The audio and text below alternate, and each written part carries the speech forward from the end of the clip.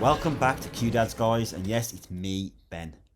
And Pluribus is finally here, and what a start. Now, I have just finished episode 1, and of course, we'll be having episode 2 coming to you very shortly. But yes, I was gripped every 78 seconds, literally. Now, the show has such strange energy, and I cannot wait to theorise with all of you as it unravels week by week. Of course, before we do dive in, don't forget to hit that subscribe button so you don't miss out on our breakdowns of Pluribus, and of course Fallout when that drops next month. So let's get into it, and of course episode 1 is the only one we're going to be discussing today. So it opens up 439 days before everything essentially goes sideways.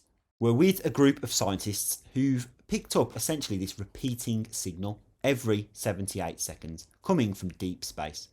And right away, the show hits that perfect tone of intrigue. Now, the scientists soon realise that this signal has been travelling 600 light years, and that's insane. And the fact that it's been repeating itself over and over, and that's where it gets eerie. A signal before humanity even existed. And then, of course, they break it down later in the show that signal actually consists of 4 tones. Representing guanine, uracil, adenine, and cytosine. It's a recipe, it turns out, for a nucleotide sequence. But basically, they are the building blocks of RNA. So this isn't just a signal, it's alive. It's some kind of viral pattern, something biologically that seems to rewrite how people think. They describe it as the psychological glue, something that connects minds together, creating this hive-like consciousness. And this is where the weird part is. They've ruled out aliens already, which honestly, it makes it creepier. Well, of course, they rule out being aliens, but not that the signal came from aliens. So, jumping back into the episode, we meet Carol, our main character, and she's an author, not just any author though. She writes those wildly popular fantasy romance novels that everyone is talking about right now. Think dragons, passion, forbidden desire. Yeah, the kind that your other half reads before bed. I mean, I know mine is reading plenty.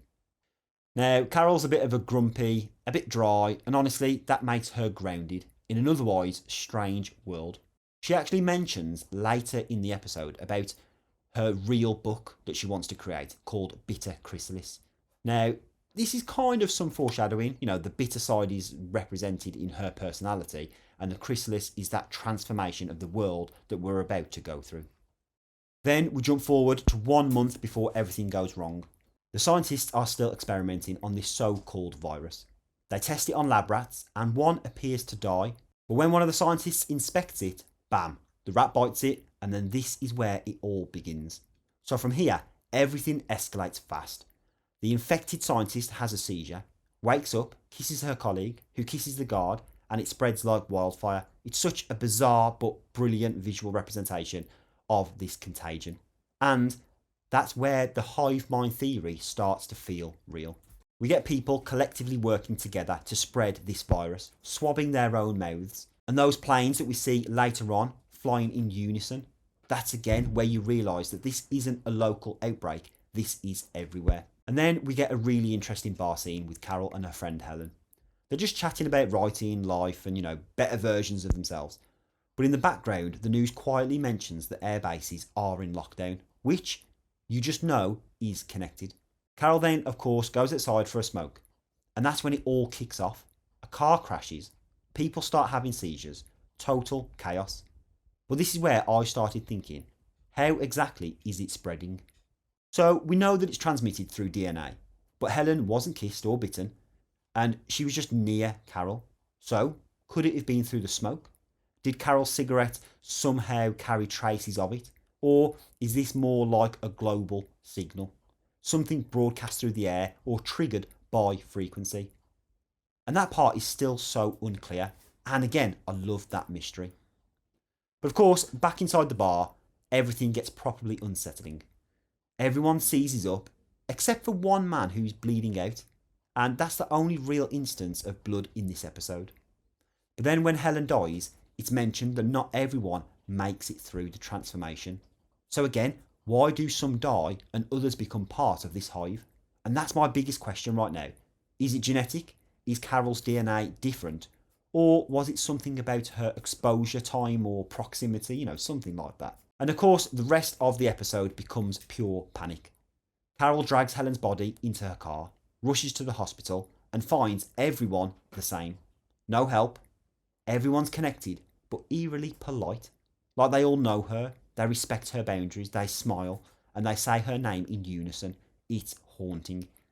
And then, after making her way back home, she speaks with David, which is a government guy. I think he's some kind of Minister of Agriculture or something that they said.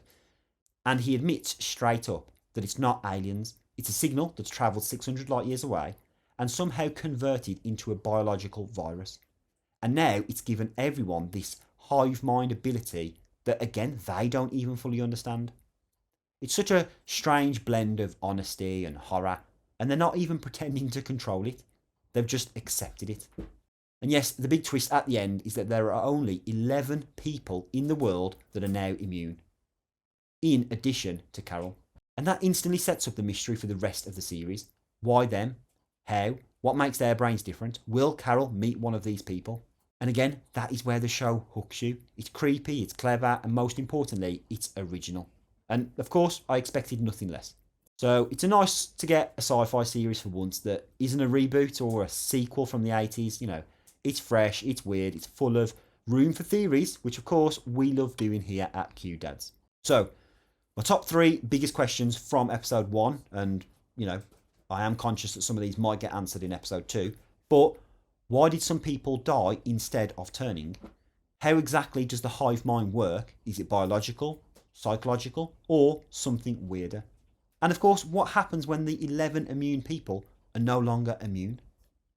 So honestly, I am loving this series so far. Pluribus episode 1 was a wild start, and I'm going to be breaking it down every week with episode 2 coming in just a few days. And of course, I am going to be doing some little mini videos between the episodes too, if new theories pop up. So don't forget to hit subscribe. Me and Steve are aiming for 4,000 subs before the end of the year, and you guys have been incredible helping us get there so far. So as always, hit us in the comments. Thanks for watching, and I'll catch you next time with something new.